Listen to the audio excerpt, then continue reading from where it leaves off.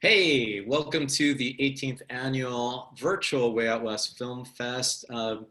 Today's screening, which is a Q&A for the film The Whistle, will be recorded and will be showing up after the screening starts streaming on October 1st through the 2nd. Before we start, I just wanted to make a few announcements and also tell you my name is Roberto Apiciofoco, the festival director of Way Out West Film Fest, so thank you for joining us. I'd like to go ahead and thank all our volunteers who have working behind the scenes and all our sponsors that have helped make this festival possible this year despite the challenging times. I want to particularly thank our grant sponsors, AARP and UN Untreatment Health Services, as well as the City of Albuquerque, Bernalillo County, and our film sponsor for the screening of The Whistle, which is the Albuquerque Film Office. Also, just want to give a shout out, starting next week on October 19th, running 10 days through the 18th, the Way Out West Film Fest will be streaming live for those 10 days with over 100 films, and you can check out the full schedule on our website at wayoutwestfilmfest.com. And you can also purchase tickets there as well. With that, I'd like to introduce Adrien Lawyer, the director, executive director of the Transgender Resource Center, who will be the host and will be conducting this Q&A with filmmaker StormMiguel Florez. Thank you. Thanks so much, Roberto. I'm so excited to be here with my old friend StormMiguel, and I'm Adrien Lawyer. I use he pronouns. I'm the executive director at the Transgender Resource Center of New Mexico. We've been in existence since 2008, serving the trans and non-binary folks here in New Mexico through direct services, advocacy, and education work. So I'm so excited to be here today with StormMiguel. For those the very few watching this who may not know who you are, will you just tell us a little bit about yourself to start? Thanks so much, Adrien, and thanks, Roberto. One thing about me is that I'm really excited to be screening my film, The Whistle, at Way Out West. This is just, I'm so excited. I'm so grateful that it's happening online, keeping us all safe. I just thank you for doing this virtually. And my name is StormMiguel Florez. I use he, him pronouns, and I'm from Albuquerque. Was born and raised there, lived there for the first, 24, 25 years of my life, then moved out to San Francisco, and I've been here almost that amount of time. It's been about 24 years now. But Albuquerque is still very much my home. I get there as much as possible. And I've been making films for, gosh, since I turned 40. So I started late in life, but it feels really wonderful to be able to connect this part of my life with my past in Albuquerque.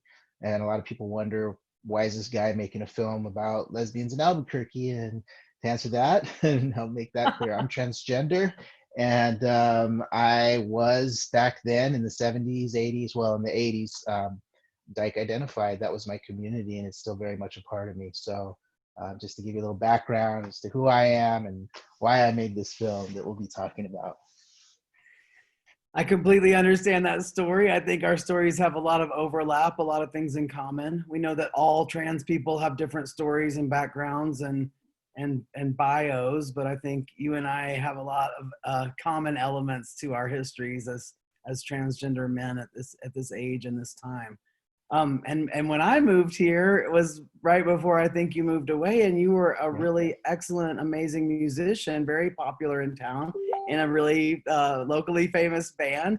So I knew you as a musician. I know that you were doing music when you went out to San Francisco as well. So I think one question that I have is, what drew you into making films? What kind of pulled you in that direction? Yeah, that's the direction I never thought I would go into. I've always played music. In fact, my first bar gig was at Cricket's Bar in Albuquerque. When I was like 16, I got snuck in there to play. But yeah, I still play music. I'm not performing as much, over the past several years, just because I've really been focusing on filmmaking.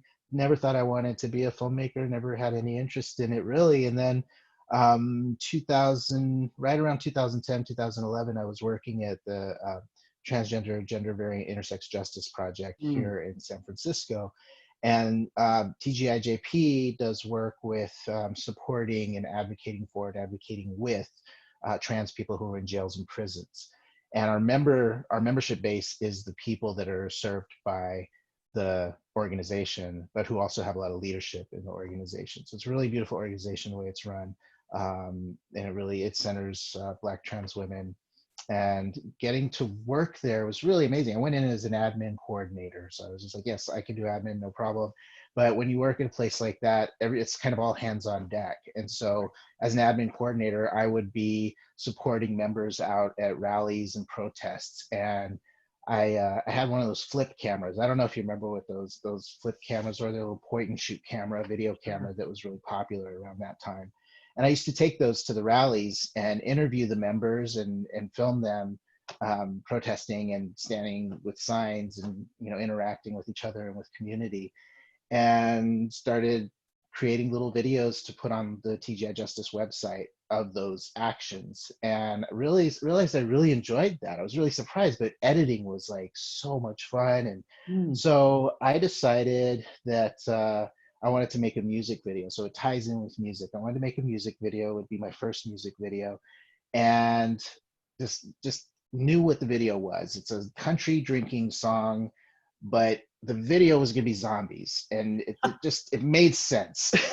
And so I decided I wanted to try my hand in filmmaking. I went through a program called QuackMap, which is a queer women of color media arts project in San Francisco. And and at that time, were actually opening up to not just women, to trans men as well. And of course, trans women, for them, women was all women and is, but also then eventually opened up to queer men of color too. So generally, like they're really about BIPOC, queer and trans BIPOC filmmakers. And so I went through their program and I learned so much, and I made this music video through their program. And that was kind of my test run for myself. I really wanted to edit, and I said, well, if I make this and I like it, I'm gonna continue down this path. If I make it and it's terrible, well, then there's my answer. And I made it and I liked it, and I continued on the path of filmmaking. So it's a passion and I love it. Mostly editing is my thing. I love post-production, but also apparently I direct as well. That's cool, right? I think for a lot of people that feels almost like the tedious, like difficult part, I think of artistic projects is editing and all of the sort of minutia of that. So how interesting to find that that's something you love and have passion for. How do you feel like you were able to sort of direct or choose the direction that you were going in as a filmmaker, what your subjects were going to be, or do you feel more like that stuff kind of chose you? Like, how did you end up making the movies that you've made instead of different ones? That's a great question. I do feel like those things chose me. And so for Major, I edited and co-produced the movie Major about Miss Major Griffin Gracie. And as a co-producer, it was a lot about my relationships with the community and kind of helping to make those connections with Annalise Ophelian, who also had connection to the community, but it was just a way that we really worked well together in producing that film. She directed and produced it. And she brought me on as an editor, and it really made a lot of sense for me to edit it because I so intimately knew the community that it was about, because it was about Miss Major, who was the executive director of TGI Justice, where I had been working. And we had very close ties with that community. And so there was already this trust that we had built, and understanding the stories and understanding where people kind of were coming from, as well as getting their input, right? It was really important to get community input to make sure that they were happy with how they were portrayed. So that really, I fell into that because of my relationship, right? And then with The Whistle, same thing. I did not plan on directing this film. I was talked into it by one of the participants' girlfriends, Charlene Pavia Johnson's partner, Erin, was like, you need to make a movie about this. Everything you'll talk about is just like so fascinating and so incredible, and people need to know about this. And I really did get like kind of nudged into it. And so I didn't think I'd be directing a film, but all of a sudden it was like, oh, this film needs to be made. Okay, I guess this is how it's happening. So I do feel like things have been kind of dropped into my to my lap, and I have ideas for future films that I want to make that are more about kind of direction that I want to go. But here, if this is things have fallen into my lap so far, or been kind of chose me to do. Yeah. Well, there's a great segue. I was actually going to ask you, are you working on anything right now, or do you have anything planned for the future? Are you comfortable describing any of that? Sure, yes. So the next project I am working on, it kind of started in production, and then COVID happened, and so we've had to seriously pivot. So Sean Dorsey is, a lot of folks might know who he is, a lot of folks might not, but you're going to find out hopefully through a documentary that we're doing about Sean Dorsey, who's a prominent trans choreographer and dancer here in the United States, and has a company in San Francisco that tours across the United States and around the world. And so we're doing a documentary about his work. It was going to be about his next work. Like he's now working on his next piece, and usually takes a couple of years to really workshop things and interact with community and decide kind of where things are going. And so we were going to follow him as he toured with workshops, and now that's not happening. So now we're starting to pivot and look at maybe a retrospective of his work, because beautiful thing about Sean is he has had all of his performances, all of his shows have been filmed.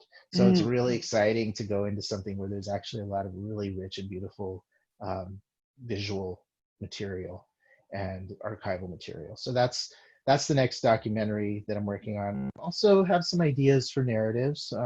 There's something I want to do in New Mexico that I don't want to talk too much about, but what I can say is folklore and mockumentary. So those are those are the little hints I'll give about I'm ready something to that get my it's a ticket for that long-term one. project, but it's still kind of percolating, and I'm not quite sure when it's going to happen, but it's in the works. Oh, I can't wait to see it when it comes. So I just recently got to see the documentary Disclosure on Netflix. Have you seen that yet? Yes, And it was, of course, love super it. difficult. I think as a trans person, it's a hard one to watch, right? Some of that stuff Hmm. was very difficult to take in again, right? Again, We yeah. lived through those years and seen some of that stuff. And it just made me think about what it means when we have trans filmmakers covering queer subjects. Like, what is your take on like representation in that way? Do you think this matters? Is that part of what motivates you, is to see authenticity around trans experience portrayed, or is that part of it for Absolutely. you? Absolutely. To me, it's really important to, and I learned this making Major and working with Annalise, to let people tell their own stories and let people be represented the way that they want and need to be represented. There's this whole myth around an objective documentarian who goes in and from this objective place, but that is a myth, because anybody who goes into a space, especially a space that they're not a part of, they're bringing their own filters and their own preconceived notions of what that space is. So it's a very colonial process, and so for me, it's really important to try to decolonize that as much as possible. It's not completely possible, because as the filmmaker, I will always be in that kind of place of power, because I'm the one getting funding, I'm the one hiring the crew, I'm the one deciding who's going to be filmed, or I can be looking into that and asking community whose voices needs to be in this. And so, trying to decolonize that process as much as possible also means making sure that everybody who I film, everybody who's interviewed, gets to give the go ahead, gets to look at the film and say, yes, this is how I want to be represented. This feels authentic to what I was saying. Or actually, I don't like that I said that. That actually doesn't apply. I don't like how you edited that. That's a very important process that I learned working with Annalise through Major. It feels really necessary to let people tell their own stories. And we haven't gotten to do that as queer and trans people, in narrative or in documentary. So I even think in narrative, it's important to have like community advisory boards for people who are who stand in the footprint of the characters, to be able to tell us, you messed up there, or that's going to be harmful, or that feels painful to watch, or more of this, or I'd like, why isn't this, or ask us hard questions so that we can really be thinking about how we're truly representing as filmmakers. So it's not even just representing ourselves in our own stories, but it's about really making sure that people who see it, people who are in it, people who are represented aren't going to be knocked on the ground, feeling awful or feeling like, and you can't control how everybody sees things, of course, but especially people who are directly in it. We want to make sure that they're seeing it and there are no surprises. It's not reality TV in that way. That's right. And that's almost, it's almost in a different planet than some of the things that we were reminded of in Disclosure. You think about that horrible protracted scene in Ace Ventura, and Yeah. then Oh you hear God. you talking about, decolonizing the documentary process, and how profound is that compared to the way that we've been so involuntarily portrayed. Like what a again, a very profound difference that is to say, not only do we want to make sure and lift up specific voices, we want people to have some sort of control over how they feel they're portrayed, and even with a final product, making sure that folks feel dignity and value in what they've been a part of, right? And showing our community members in a way that is real to their lived experience, their strength, their resilience, their pain, right? How do we show these things and show them in a really real way? Yes. So I don't And not mean in a forced way. I think that there's that whole that trauma porn that happens. It's like we're gonna really hit home with this pain, and that's not necessary. That's not a necessary thing to do to be able to portray what communities go through. There's no need to re-traumatize. And all things are true, right? And there's ways for us to share even our painful stories without creating more trauma for ourselves. Absolutely. This is something that we do in a much more direct one-on-one way. At TGRC, we do a lot of what we call Transgender 101 trainings. We've done more than 1,500 of those trainings in 10 years for all these different audiences. And we have this amazing group that are our presenters bureau that come out as panelists. And we just recently did a training with them that was exactly on this, like how to craft your story so that it's real for you, but doesn't cause you additional trauma to share it with other people. That we don't need to leverage our trauma to be treated like human beings, right? We should just be treated like human beings. And we don't have to, commerce in our pain that way to get what we should just be able to get, right? To have access to healthcare or education or whatever. We don't need to have to do that, right? So really quickly, I'm almost to my last question. We have time for just a couple quick more, but I first wanted to ask, and I don't mean for this to be a disorienting change of pace, but I understand there's something about a zombie short film. Yeah, I mentioned that earlier, the music video. Oh, so that's the music video. Yeah, my first project that I directed and edited was it's called I've Been to Manhattan. You can find it on YouTube. StormMiguel, one word, Florez, I've Been to Manhattan. And it's a drinking song, and Manhattan is not referring to the city, it's referring to the drink, the cocktail. And the whole song has nothing to do with zombies, but the video is all zombies all the time. We shot it in San Francisco, and there's a lot of well-known local folks in the video, a lot of well-known local queer and trans people that make cameos in the video, some zombies, some not yet. And it's a really fun video. Check it out. It's I've Been to Manhattan, and look up my name with that. You'll find it. Great. Okay, so our last question, this is really about The Whistle. We're super excited that folks are going to get a chance to see this movie. So tell us what you can tell. What was your wildest story that happened while filming the movie that you're able to share on camera? Wow. Wildest story while filming The Whistle.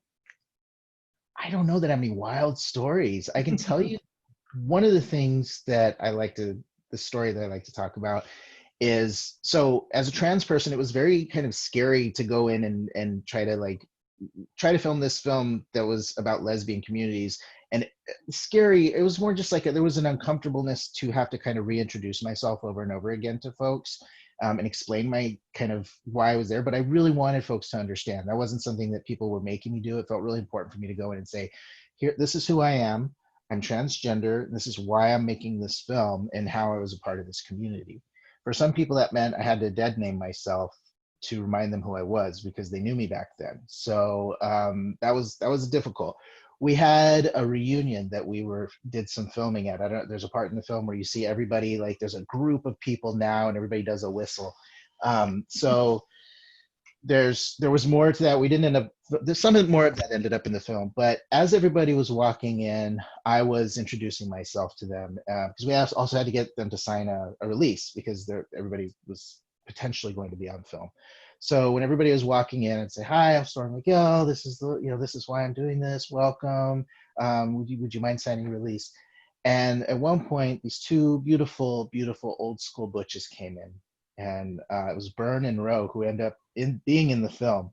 But they walked in, and I don't know why, but my heart stopped. I was just like, for some reason, I was afraid to tell. Like, I was just afraid to have this conversation with them. And I think some people like have had experiences in community and queer community. There's been some tensions at some times between butches and trans guys, because there's this kind of myth or idea that goes around that people are being pressured one way or another to not transition or to transition. And there's some internalized fear that I had around that, around what response I would get from them. So I introduced myself to them, and I was like, "Hi, I'm StormMiguel. I'm the director, and the reason I'm doing this film is because I'm transgender. I was a young dyke at the time." And they both just kind of looked at me, and they were like, "You're trans?" I said, "Yeah, yeah." Like, "So what? Like, you're on hormones?" And I said, "Yeah, I'm on hormones. I'm on hormones." And they were like, "Damn, you look good. Wow, congratulations. How does it feel?" Like, they were just so sweet and so warm. And they both end up in the film telling a really beautiful story about the whistle, Byrne especially. And it was just one of the sweetest, most surprising moments in making this film, and it stayed with me. I really felt like after that, they were just so sweet to me the whole time. And I got so much sweetness from community, and I really hope that that this film that they can receive this film as what it is, because it really is a love letter to Albuquerque dyke community from that particular time, and of course to all of Albuquerque. When you look at the landscape and when you look at all the stories and the places, we want to make it as much Albuquerque as possible. But I really hope the folks who brought that to us, that whistle to us, and that survival to us, and that resilience to us, really are receiving this as a love letter to y'all, because it is. It really is, y'all. This is a beautiful, beautiful, beautiful film. Please take this opportunity to check it out, and check out many of the other amazing films that are going to be part of the Way Out West Film Fest, October 9th through 18th. There's going to be a ton of streaming, incredible movies for you to check out. So please do join us for the festival and for as many of the films as you can make. And with that, I want to thank you both for doing this, for this sneak peek screening of The Whistle, and also to remind folks that we're going to be doing a live stream Q&A for The Whistle when it comes back during the film festival between October 11th and the 14th. And we'll be doing the streaming Q&A on October 11th at 3:30 p.m. Mountain Time. So thank you both again, and yeah, this is great. It's very exciting to do this whole new scope of virtual streaming and everything. So thank you. Thank you, Roberto. Thank you so much, Adrien. Great Thank questions. you, StormMiguel. Fabulous. We'll see you soon.